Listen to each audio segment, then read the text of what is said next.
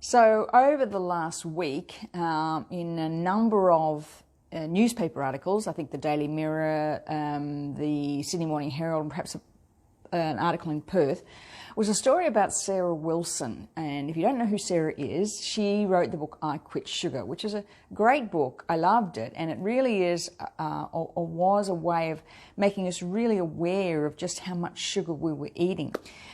Unfortunately, the journalist who was interviewing Sarah about her new book grabbed a hold of a couple of lines that she said, things like, "I now eat cake and people will be surprised," and a few other things that they kind of then twisted a bit.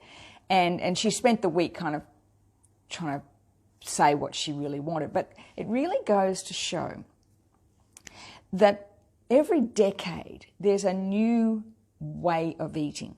Now, I've been doing this for a very long time.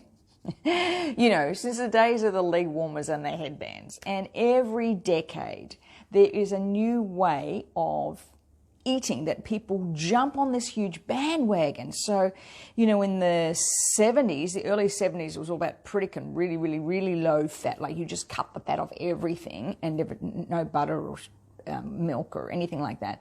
My parents were on it because my father had high cholesterol.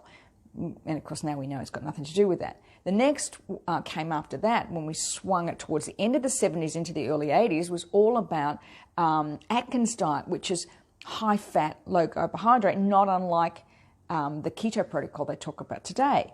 And then in the 80s, into the late 80s, when I was really teaching a lot, we were all about low fat and whole grains. Everything was low fat and whole grains.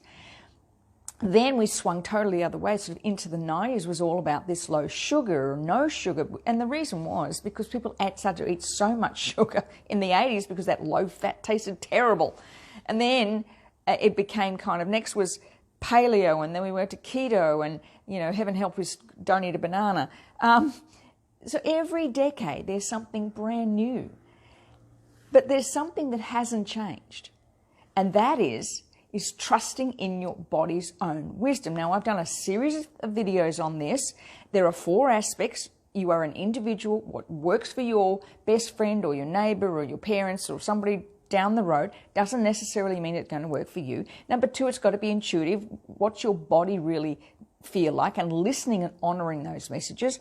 Next, it's intentional. Okay, so creating relationships with honoring your body and your worth and your value and doing the inner work. And finally, it's informed. Okay, so how does food make you feel? You have the ability to trust in your own body.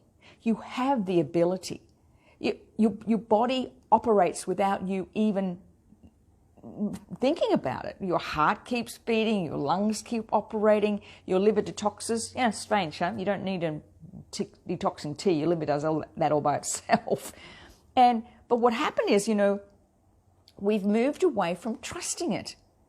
We've moved away from trusting it. Do you know, I was speaking at an event recently, and a question came out which was really interesting. And this woman said, you know, I sit in board meetings. I've got everything kind of under control in my world as far as a business. She's, why is it I can't get this right? And do you know why? It's because we've so easily handed our power over to others all the time.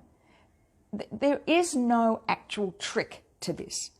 Your body will tell you what it needs if you're willing to listen. You have to do the inner work. So I've got a webinar coming up. There's a link in the link tree in my bio, or there's a link below. You'll find it. You can register for this free webinar. And it simply is the 3 mistakes most women make that keep them feeling tired, frustrated, and heavier than they want to be. And couple with that the 4 steps that are going to make you look, feel, and be amazing in all aspects of life. And let me tell you, it's got very little to do with food. Very little. It's about the inner work. It's about how you value and honor your body and your choices. It's about listening to this incredible thing we have called intuition. It's about listening to that and being able to make choices from there. So the link is, okay, whether it's above or below, I don't know where it is. But if you're ready to stop this, because you know what? After all these years, 70s, 80s, 90s, 2000, in 2020, what's the new thing going to be? I've got a feeling it's going to be trusting in you. How unique would that be? How unique would that be? Aren't you ready to trust in you, to listen to your own body and make those decisions? Get out of your head all that information that's buzzing around in that prefrontal cortex and begin to trust in your own wisdom and energy. If you're ready, click on the link and register for that free webinar. It's about 40 minutes long and it might help. See you soon.